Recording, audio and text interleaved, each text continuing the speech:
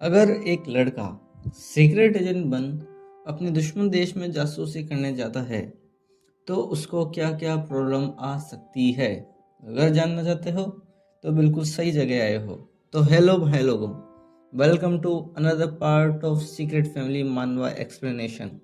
हमने एक सीरीज शुरू की थी जहां सेकंड वीडियो तक हमने देखा था कि सीक्रेट बॉय गेयोन ने वू यंग को अच्छे से धो दिया था। केंगेयन और जिन सियोक की दोस्ती भी हो गई थी। हमारा छोरा अब दोस्त बनाने लग गया था, लेकिन उसका मिशन अभी तो शुरू हुआ है। तो हम देखते हैं। अरे अरे अरे अरे, कुछ भूल तो नहीं रहे हम? भाई लोगों, नीचे दिख रहे उस पिद्दू से लाल बटन को दबा दो जिस पर लिखा है हमें आपकी वीडियो और चाहिए मास्टर जतिन। सीधा सीधा बोलो तो सब्सक्राइब का बटन भाई, उसको दबा दे प्यार से। तो चलिए शुरू करते हैं। हम देखते हैं गेवन अपने बेड पर उदास लेटा है। उसके पेरेंट्स, जो कि खुद स्पाई एजेंट्स हैं, उसको देखते हैं चुपके से दरवाजा खोलते हुए। गेवन को थोड़ा अजीब लगता है। पापा बोलते हैं, कुछ हुआ है क्या? मम्मी बोलती है, कुछ गलत है बेटा? अगर तुम्हें कुछ परेशान कर रहा है तो हमें बता सकते हो, हमसे बात कर सकते हो। गेवन कहता है, नहीं सर। फिर दोनों मम्मी पापा उसको देखते हैं। अभी भी परेशान तो है ही है अपना छोरा। फिर लड़का बोलता है, साउथ कोरिया की सोसाइटी बहुत ज़्यादा कॉम्प्लिकेट है। ये उससे अलग है जो मुझे सिखाया गया था। ये आसान नहीं है इसको अपनाना। तभी पप्पा बीच में बोलते हैं, इस प्रकार की बेकार बातें बोलना बंद कर। क्या तू भूल गया है कि तू कौन है कामरेड? तभी गेंगेन को एकदम से झटका लगता है और वो अलर्ट हो जाता है। दोनों पप्पा बेटा एक दूसरे की शक्ल देखते हैं। तभी गेंगेन कहता है, मुझे माफ़ करिएगा सर, मैं ये मेक श्योर करूँगा कि ऐसा फिर कभी ना हो। मम्मी पापा दोनों खुश हो जाते हैं क्योंकि बेटा एक्टिव हो गया है। फिर हम देखते हैं कि एंगियोन अपने लैपटॉप पे बैठ चुका है और कुछ चीज़ें सर्च कर रहा है। पेस्ट ऑफ, लेके, लक्की विक्की, ओवर रिएक्शन, पता नहीं क्या क्या कर रहा है। और वो बोलता है, मन में सोचता है, मैं एक नॉर्थ कोरिया का एलाइट एजेंट हूँ जो साउथ कोरिया में अपने स्पेशल ऑपरेशन के लिए शेडो यूनिट में आया है। असफलता मेरे इस मिशन में बिल्कुल नामुमकिन है। मम्मी खुश हो जाती है और पापा स्माइल करते हैं। फिर हम स्कूल का सीन देखते हैं जहाँ गेयोन डोंगवू को ध्यान से देखता है। डोंगवू थोड़ा घबराता है और पीछे देखता है। तभी डोंगवू कहता है, कल कुछ हुआ क्या? तभी अपना गेयोन मन में सोचता है, क्या ये सच में बुली है? क्या ये सच है? गेयोन कहता है, तुम एक बुली थे अपनी मिडिल स्कूल में। सही कहा। ये मैंने जिन सियोक से सुना। उसने कहा कि वो तुम्हारा एक शटल था। अब शटल का मतलब क्या होता है यार? तभी हमारा डोंगू कहता है, ये तब की बात है जब मैं बहुत ज़्यादा छोटा था। मुझे तो इसके बारे में पता भी नहीं था, लेकिन मैं वैसा नहीं हूँ अब।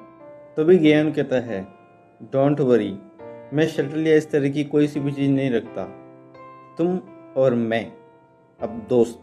और उसी के साथ अपना थम्स अप देता है और सड़ा पोकेमोन कहेगा। मन में सोचता है, नाइस, ये बहुत अच्छा था। फिर हम क्लास का सीन देखते हैं जहाँ पे जिन सियोक आता है। डोंगू थोड़ा घबराता है और जिन सियोक उसको बिना कुछ कहे आगे बढ़ जाता है। डोंगू कहता है, एनीवे, चलो अच्छा है कि कुछ हुआ नहीं। तभी हमारा गेयोन पीछे से कहता है, चिंता मत कर डोंगू, फालतू चिंता करता है, क्योंकि अब से हम दोनों सच्चे दोस्त हैं। तभी देखते हैं हम कि गेवन को जिनसियो को आवाज़ देता है। गेवन की नर्ड की मूर्ति है और गेवन कहता है, क्या तुम घर अच्छे से पहुंच गए थे कल? खाने के लिए बहुत बहुत शुक्रिया। तभी हम देखते हैं कि एरा, उसकी दोस्त, डोंगवू और क्लास के अदर क्लासमेट्स सबको हैरानी होती है इस चीज़ से। गेवन कहता है, अगली बार मैं तुम्हें ट्रीट दूंगा। तभी जिनसियो कहता है, यहाँ आओ और इधर बैठो। गेन मन में सोचता है, ये सीट तो पक्का वू यंग की है।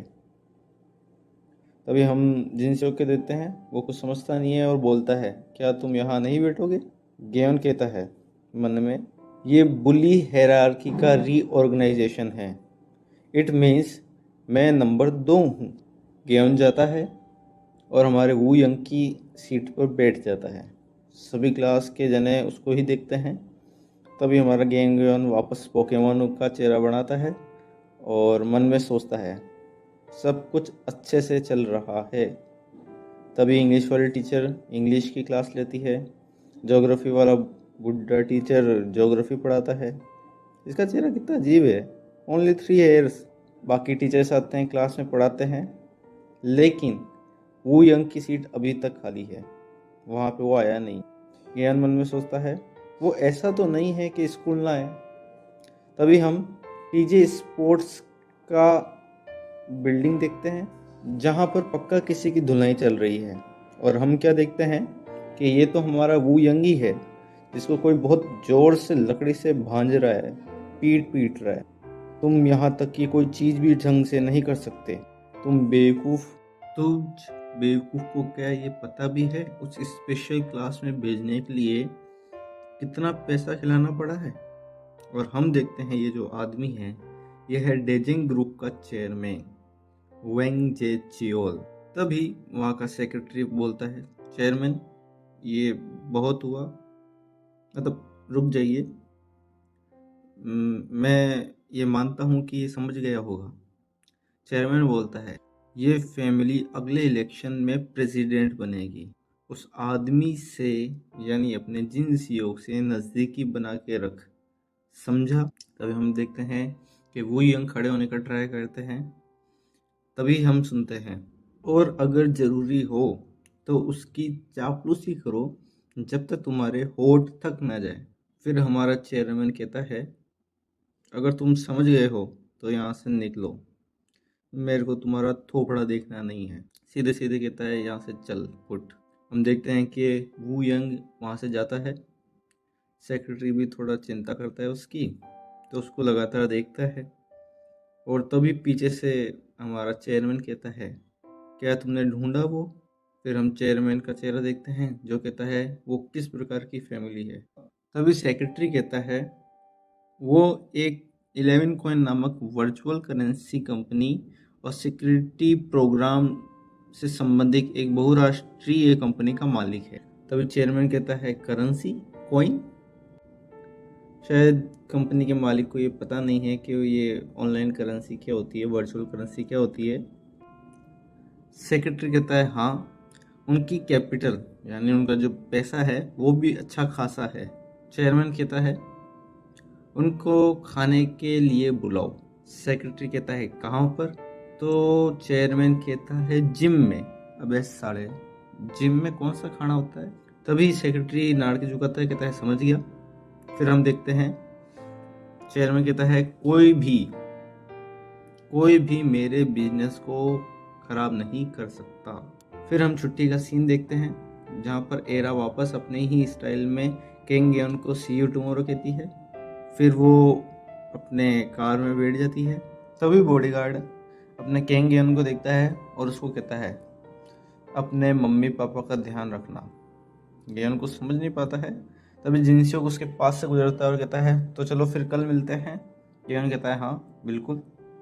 गेन मन में सोचता है take care of my parents, क्या मतलब हुआ इसका? तभी हम देखते हैं कि अपने पापा अपनी गाड़ी लेकर आ चुके हैं। गेन को कहते हैं चल बेटे अंदर बैठ जा। गेन वापस वही पोकेमोन वाला चेहरा, थोड़ा बांद्रा कहीं का। फिर हम देखते हैं कि गेन अपने परिवार के साथ में खाना खा रहा है। वो खाता है, मम्मी डैडी हंसते हैं उसके।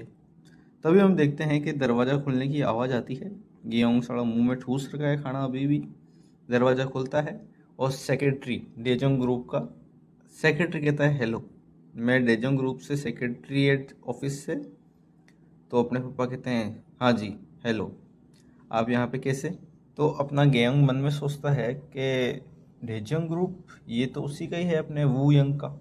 सेक्रेटरी कहता है हमारे फैमिली ग्रुप के लड़के को आपके फैमिली के लड़के ने बहुत अच्छे से पीटा है। सब शौक में चले जाते हैं। गेहूँ तो ऑफ कोर्स चला ही जाता है, लेकिन मम्मी पापा भी चले जाते हैं और उसको घूर को देखते हैं पीछे मुड़ के। सेक्रेटरी कहता है, हमारे सीईओ का कोई ऐसा इरादा नहीं है कि इसको कोई बड़ी बात बनाए। बस हमारे सीईओ चाहते हैं आपसे मिलना, पिताजी से, एक खाने के दौरान, खाने के लिए। तो पापा हंसते हुए कहते हैं, हा हा हा, ठीक है, इसमें कोई बड़ी दिक्कत तो है नहीं, आफ्टर ऑल ये बच्चों की बात है। फिर हमारा सेक्रेटरी कहता है, अगर आपके पास समय है तो हम चल सकते हैं। तो पापा कहते हैं, ठीक है, लेट्स गो। तभी हम गेयन को देखते हैं, जो वो भी साथ चलने का ट्राई करता है, लेकिन तभी पापा कहते हैं, यहीं रुको। केयोन और उसकी मम्मी दरवाज़ा बंद होते हुए देखते हैं और थोड़े घबरा से जाते हैं। तभी हम टीजे स्पोर्ट्स की बिल्डिंग को देखते हैं, जहाँ पे सेक्रेटरी स्वागत करता है हमारे पापा का। इस तरफ सर प्लीज़। सेक्रेटरी आगे बढ़ता है। तभी हम देखते हैं कि डेजोंग ग्रुप का चेयरमैन रिंग के बाहर बैठा है। पापा उसको देखते हैं ध्यान से। तभी चेयरमैन कहता है, उन्होंने कहा कि हमारे बच्चों ने आपस में लड़ाई करी और तेरे छोरे ने मेरे छोरे को पीट दिया। पापा थोड़े अजीब से ढंग से उसको देखते हैं। फिर हम देखते हैं कि वो रिंग से उतरता है नीचे और बोलता है, तुम इस बारे में क्या करने वाले हो?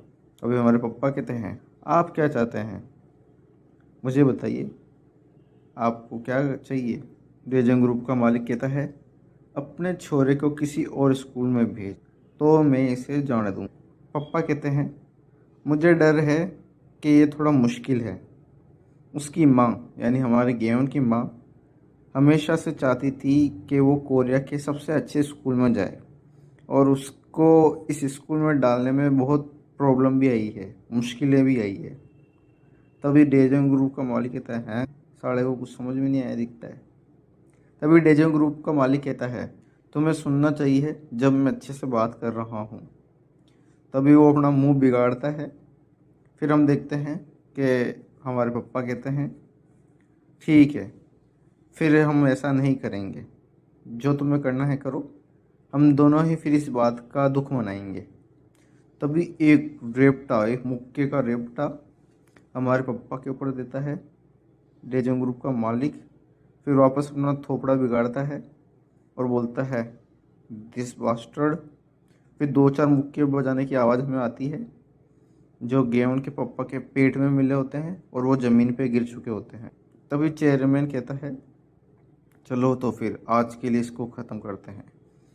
फिर वो गेवन के पापा का बाल पकड़ते हैं और उसको कहते हैं, अपने छोटे गधे बच्चे को किसी और स्कूल में भेज दे फटाफट, नहीं तो वो इस देश के अंदर पैर रखने लायक भी नहीं बचेगा, समझा? और उसके साथ ही एक और रेपटा मत्थे में देते हैं और वहाँ से चल देता है, कहते हुए कि ये पक्का करो कि इनको एक अच्छा खासा पैसा मिले मेडिकल का और सेटलमेंट का।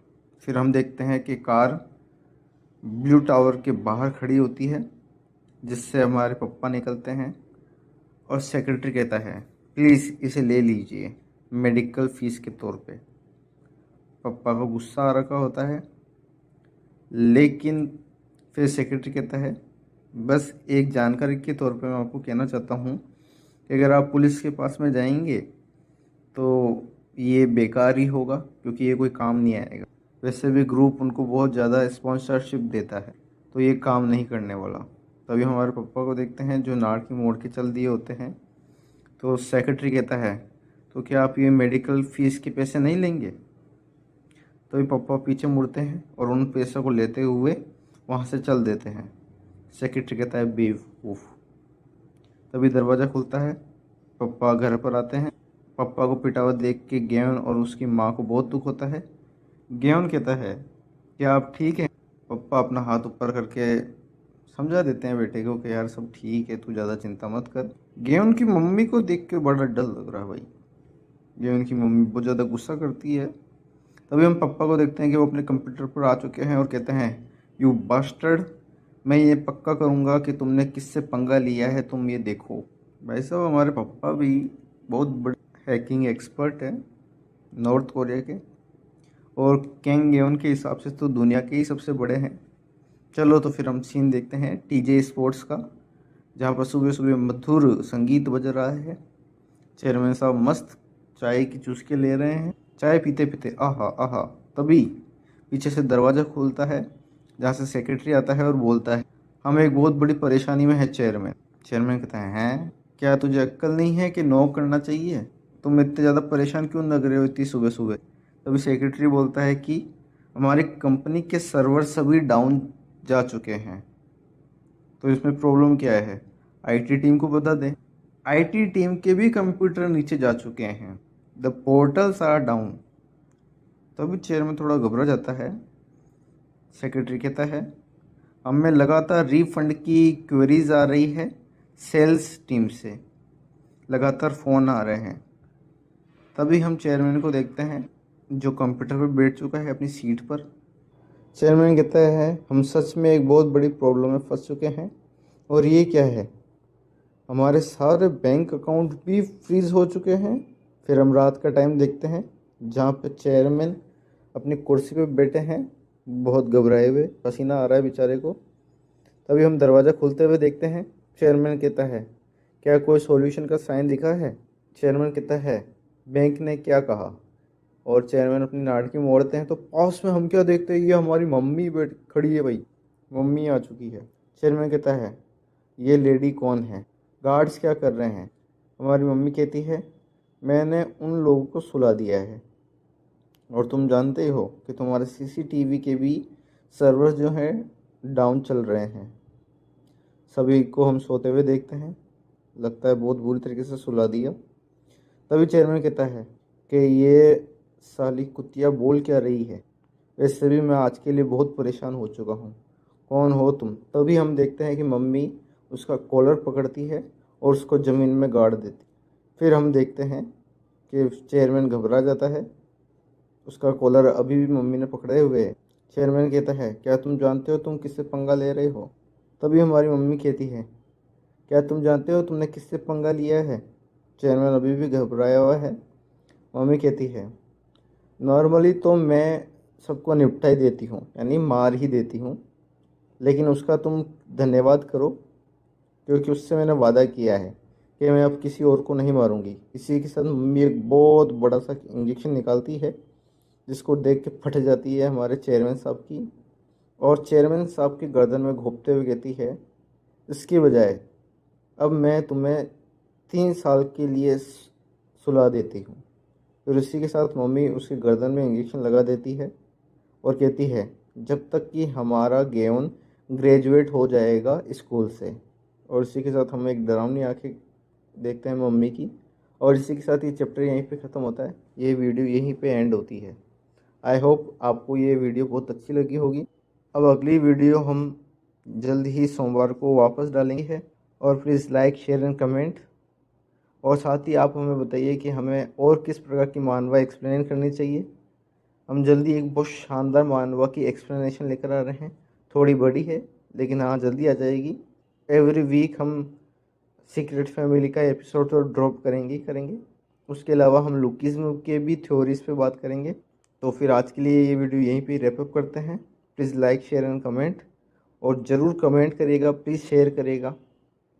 इसी के साथ टाटा बाय बाय।